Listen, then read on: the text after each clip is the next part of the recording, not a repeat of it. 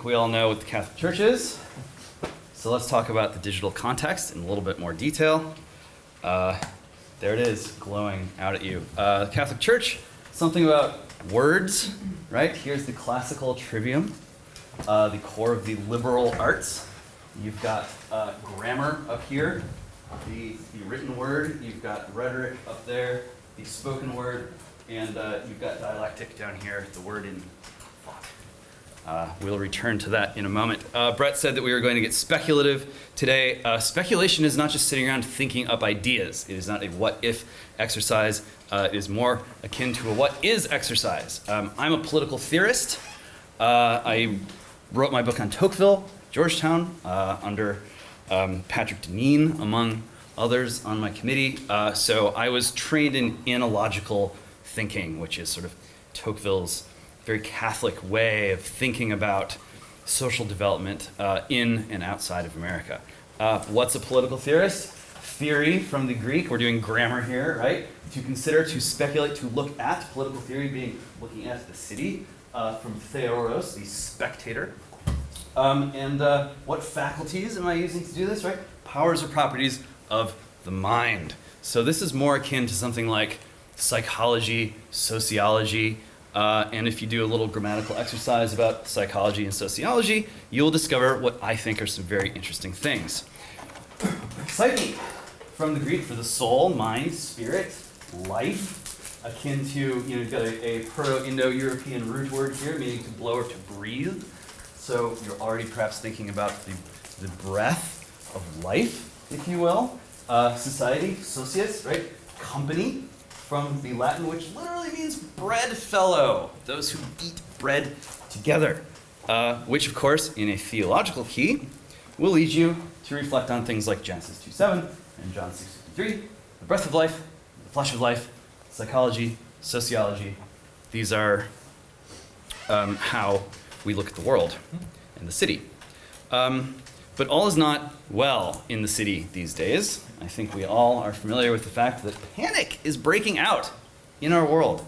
All of the things that those in charge thought were going to happen strangely don't seem to be happening. In fact, sometimes the exact opposite of what they expected to happen is happening. You don't need me to tell you these are very unstable and uncertain times, raising fundamental questions about who we are as humans, what regime forms are going to sustain us in the present and into the future.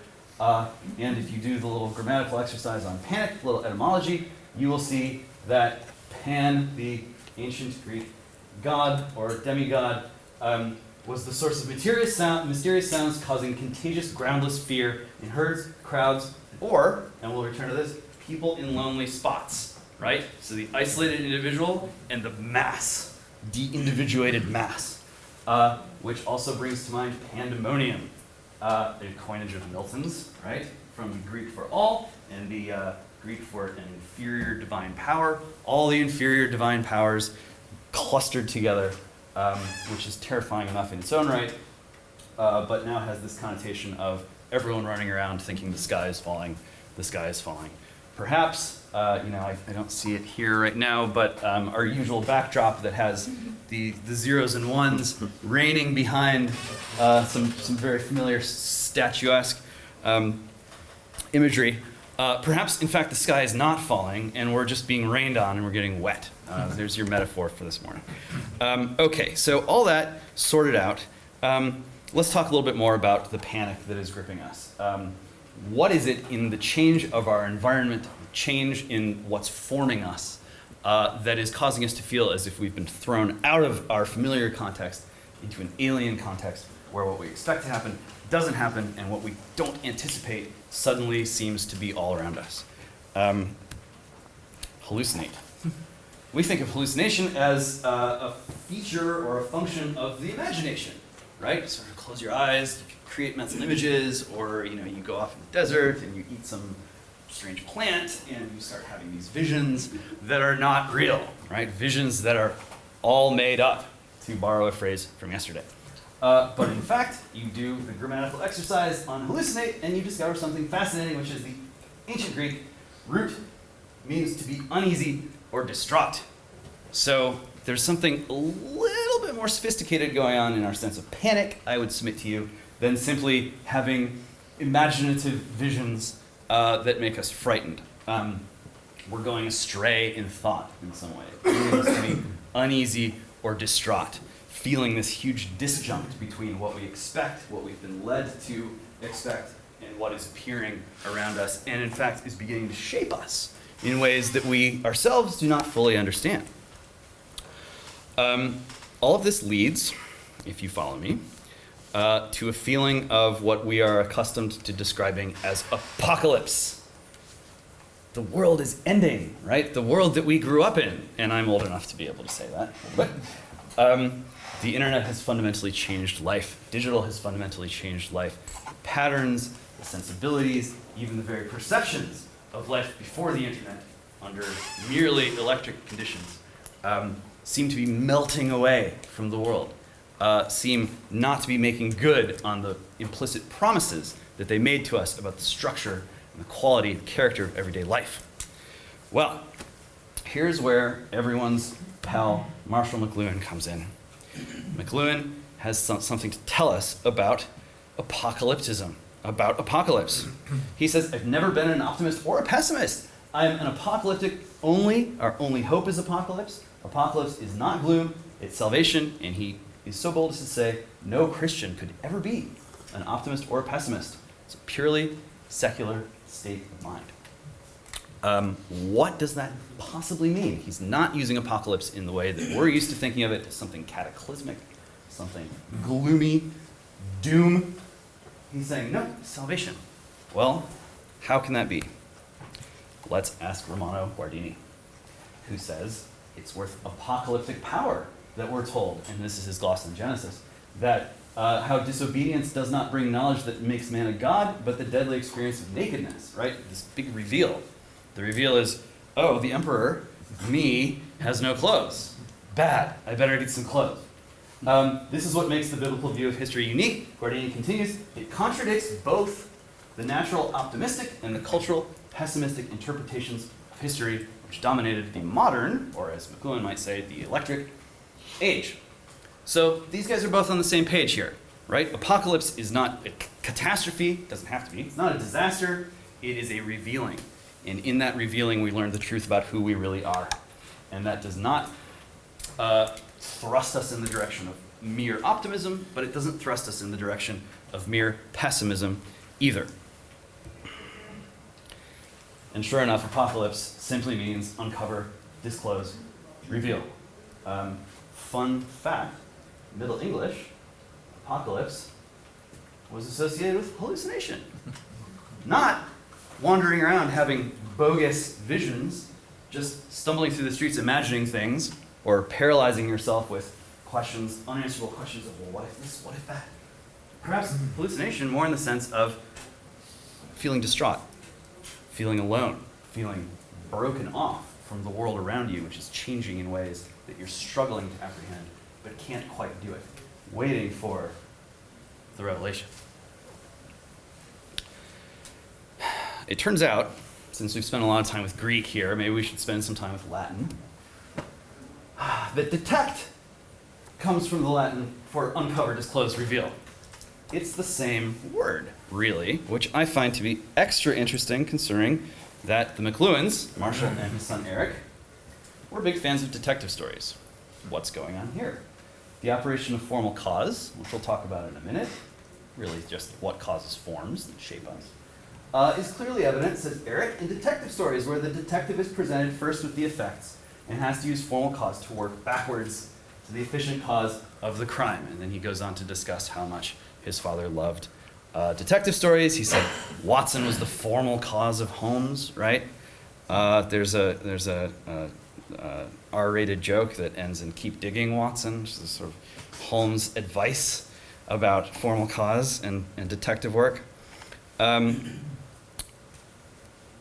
It sounds paradoxical, right, to say, well, wait a minute, how could it be that the detective stories are about effects preceding causes, right? That seems backwards to us. McLuhan, Marshall that is, says effects are perceived and causes are conceived. So we can see the effects and then we have to try to think up what's causing them. That's the exercise of the detective or the apocalyptist. So effects always precede causes, and percepts always precede concepts in the developmental order. So now we're starting to see a way that in the digital context, we can begin to get our arms around, not quite yet the context itself, but our approach to making sense of the context, to even understanding how we can be sure that we're looking at what's happening to our world in a way that's actually going to gain purchase on that world. And of course, resorting to the New Testament, as we should so often do, we discover that just what McLuhan told us is right here. Every tree is known by its fruit. The effect of the tree is what tells us about the cause within the tree. A good tree does not bear bad fruit, nor does a bad tree bear good fruit. Effects precede causes.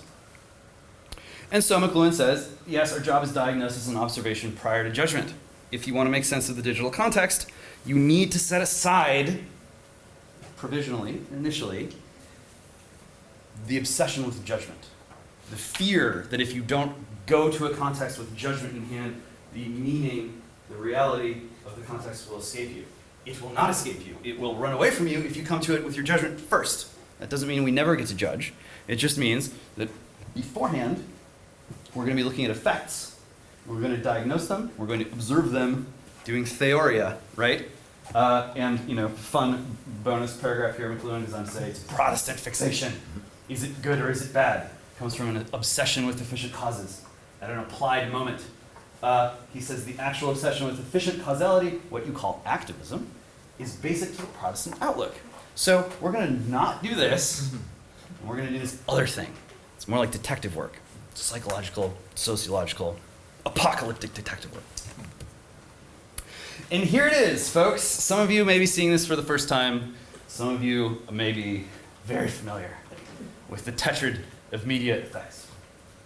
Marshall and Eric McLuhan spent a long time thinking through what is true about the effects, since we're starting with effects, of media, any medium, any time, any situation. And obviously, you see all these words, so many colors. I want to focus on two things. One is here. All media obsolesces something or things. And this one, retrieves. All media take things from the background or from the before land and haul it back into the present, right? Those of us in America who have become certain that time is linear and progressive and incremental cannot really wrap their minds around the idea that, well, wait a minute, things can't just come back from the past. The Dark Ages can't invade our world, and yet there is this voice of fear, of panic, of apocalypse in the oh no, we're doomed sense, when some Americans and others log onto the internet and they say, my God, the Nazis are back. They're going to take over the internet. Of course, Nazism is bad. But even they understand dimly that media has retrieval effects. But they're not necessarily what you think they are, especially if the context around you is transformed. Okay, so we're going to talk about what happens in the digital context, in the realm of obsolescence, and in the realm of retrieval. Here's a quote from several fellows at the Center for the Study of Digital Life, where I myself am a fellow. There's Mark back there, is Mr. CSDL. Writing on the tetrad, they say in the critical retrieve quadrant down here, which is the most fundamental from the psychological standpoint, McLuhan wrote of the computer, perfect memory, total and exact, is what the computer retrieves. It is this ability to remember, which computers do to us when we habituate ourselves to them, habitually use them, make them habitual extensions of us. It's this ability to remember as opposed to the ability to suspend a belief over the make-believe of television, which we can talk a little bit more about in 1 second.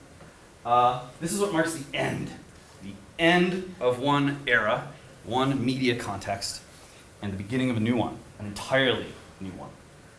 One that obsolesces the make-believe experience. It's all made up.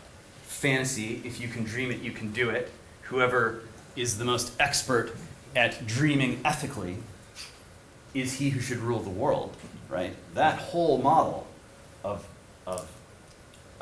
experience and social order, McLuhan suggests digital obsolesces, which would certainly make many people panicky, especially people who have grown up immersed in that context, and especially people who have dedicated their lives and have suffered, truly, to rise to a level of great leadership or prominence or influence by becoming masters of media that are being obsolesced. So what's being retrieved? Perfect memory, total and exact. That's a pregnant phrase. Let's talk about it some more. The way the McLuhans like to discuss this stuff is through formal cause. Eric McLuhan says formal cause is uniquely and particularly human. This is coming from Aristotle. For those who are not sure what formal cause is, it's just Aristotle saying, look, there are 4 different kinds of causes, much as the McLuhans say there are 4 different kinds of effects. And one of those kinds of causes is formal. It's an environmental shaping. It is conditioning in a way that shapes our perceptions, our sensibilities, our attitudes. Eric goes on to say, all modes and kinds of being, including our own, derive from analogy, analogical thinking, grammar, from the supreme being. Analogy requires discontinuity, not connectedness or logic. So if you want to understand how it is that we used to be standing in this electric context and we are now standing in this digital context, and they seem to be so close together in one sense, but there's this huge gulf between them, right? Dialectical thinking, logic, connectedness is not going to help you.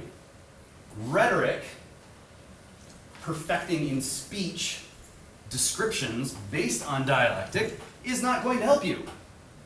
Analogical thinking is going to help you. And in order to do analogical thinking, you are in the realm of grammar. You are in the realm of formal cause. Not cause and effect like you shoot an arrow and it hits the target, but cause and effect in the sense of the environmental conditions, the wraparound, as Marshall McLuhan liked to say, has changed. And that is reshaping us or reforming us in ways that to understand, we need to approach with an eye toward effects, rather than approach with a basket of what-ifs that are making us panicky.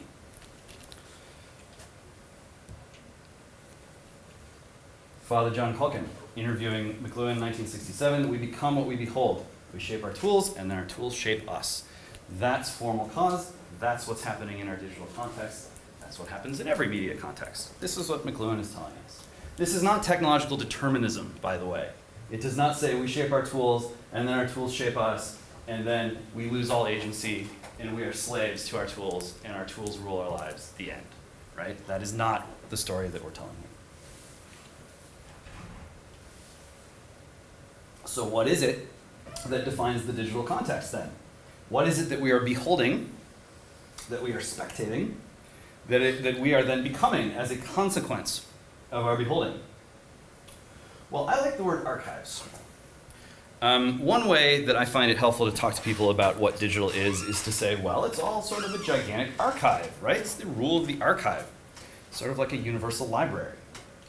It's not social media, which is awfully televisual, right? You can call up any video on YouTube and you can look at the video and you can feel almost like you're watching the big tube from days of yore, right? What makes the medium different is that there's more or less every video ever emanating out of, this extension of your hand. It's a giant archive. And in fact, we are all becoming personal archives. Why does everyone post Instagram and social media so frequently?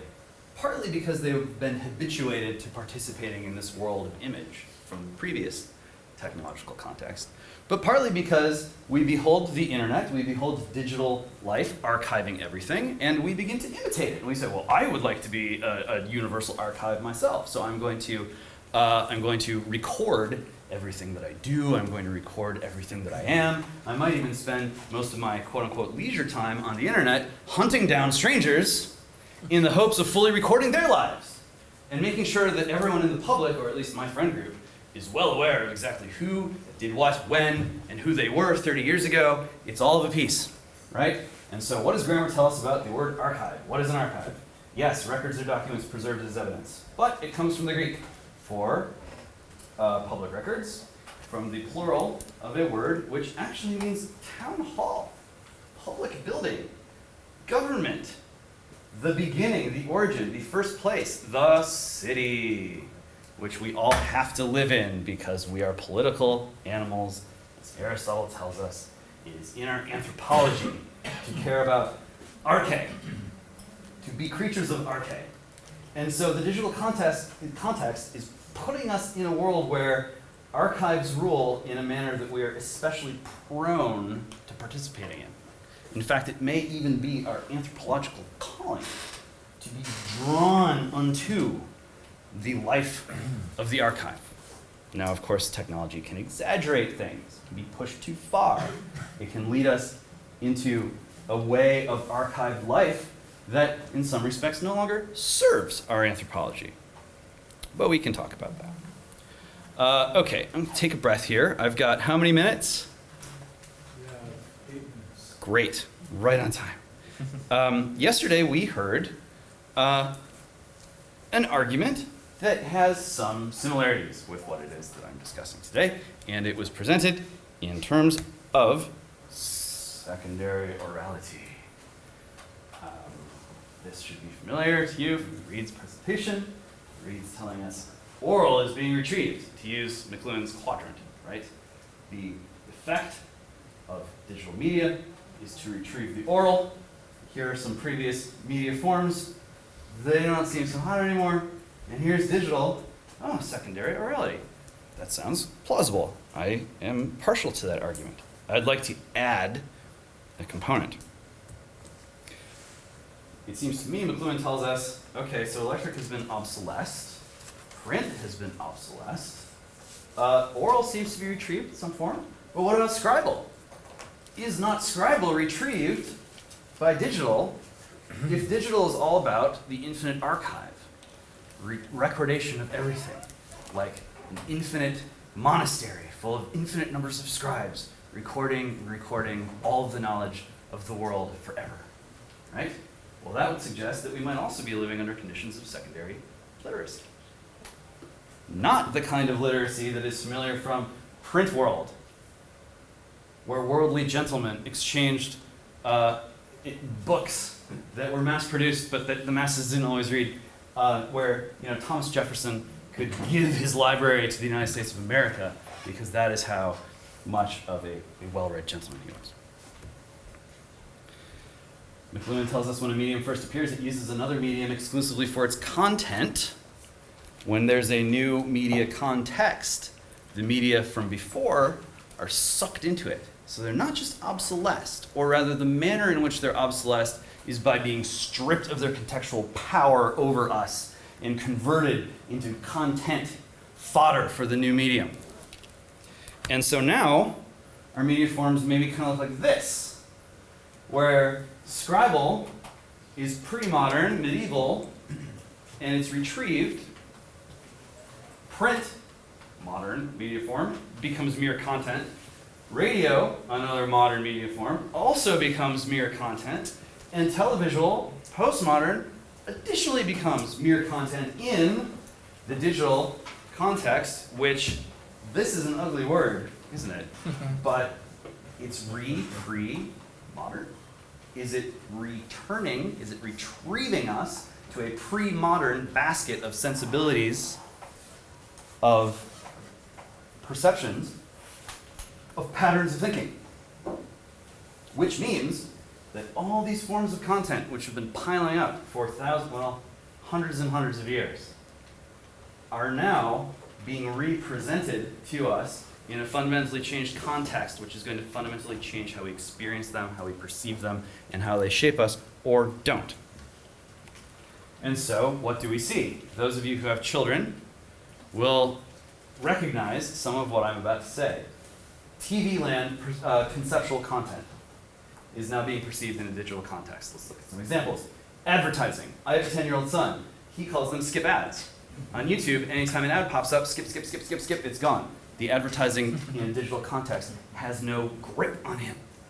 What the concept of televisual technology is trying to call upon him to attend to is being shoved aside. Entertainment. I was in a movie theater watching a preview for Rocket Man with the same child. This is anecdata, I know. And the tagline of Rocket Man, the Elton John biography, was, to know his reality, you must live his fantasy. Okay?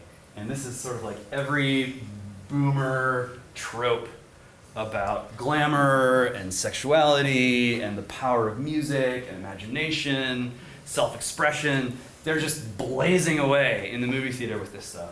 And it was an underattended matinee. It was pretty quiet. The preview finishes. My son sort of turns to me and he just says, no. Total disconnect. Did not make a slightest impact. Well, it probably made a tiny impact because he did have a reaction. Public relations. In a digital context, nope, time's up. You're a perv, you're out. You mistreated some women, you're out. Everyone's interchangeable, everyone's replaceable. The internet tells us that there's a vast archive of people just like you who can be called forth if you mess up, if you have some flaw, or if you turn out to be poorly suited to the position you're in. The latest studies.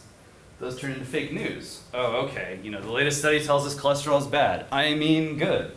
I mean never eat meat. I mean always eat meat, right? In the digital context where there's this infinitude of quote-unquote science being just gushed out at us, it loses its authority. All of these forms of televisual age conceptual content are losing their authority. Globalism, right? Oh, we'll unite the world in harmony and we'll connect it through technology and people will stop fighting and it'll be like a global village, but not the way McLuhan meant, and like a really happy, it'll be like Disneyland. It'll be great, you guys. In a digital context, I can't get Bono off my phone. Really annoying. And then finally we have memes, right? Which supposedly define social media. Oh, everything's a meme now. And people say to me, James, how can you say that the word, grammar, has more influence on us now than the image, when every time I get on the internet, I'm just swamped with imagery? And I say, well, let me introduce you to the concept of clown world. Clown world is a meme. It is a meme which says that the only authentic, sane way to react to what's happening in the world around you is to put on a honking nose and a clown wig and laugh and move on. Memes are so prevalent because what they teach is that the authority of the image has been overthrown. All memes, basically, are humor, and they are designed to suck the power out of the image as a form of mass communication and really mind control. All right, I'm probably down to about 3, 2? 2. Okay. That all suggests that the digital context is, for us, good news insofar as it is wiping away systems and structures of authority, social order, of political order, that just aren't working as well as they used to, and are leaving people with more questions than answers. And more people are finding the forms of institutional rule that prevailed in the electric age to becoming unglued from reality, to be fundamentally what-ifs, just fantasies, rather than synced up to what is. So then, in that sense, our panic is unfounded. But there's a catch. McLuhan, 1969, a long time ago now, but he cites a recent cartoon, Ben Recent, where a little boy tells his mother, I'm going to be a computer when I grow up. Humor is often prophecy. Okay, so maybe this is something we should be concerned about. Guardini says organization, this superstructure of archives, does not create an ethic. Okay, so where are ethics in a digital age? Right? This is something that Catholics might want to know about. Guardini says, the development of powers created the impression that power objectifies itself. And he was writing quite a while ago too, but this has new relevance for us. The sense that power unfolds independently, right? That it is its own organization, means, and I know at least Nadia is familiar with this line, that powers become demonic. So to go back to pandemonium, right, there is a concern, a valid concern, that if we let the digital machines, bots, run away with us completely, rule our lives, that organization will not create an ethic, right? We will potentially lose our freedom to a power that unfolds independently in a demonic way. What's the solution? Solution is, and here is where we get back to the church. Eric McLuhan tells us that the Tetrad returns us to an understanding of grammar and nature and to a unity of logos, right? Logos, which, for those who remember slide 1, is captured here once again in the unity of the liberal trivium. The understanding of the unity of word and thought and speech that a free person in any era needs in order to live free and well in accordance with who we really are, understood through the analogy between the human and the divine. Thank you.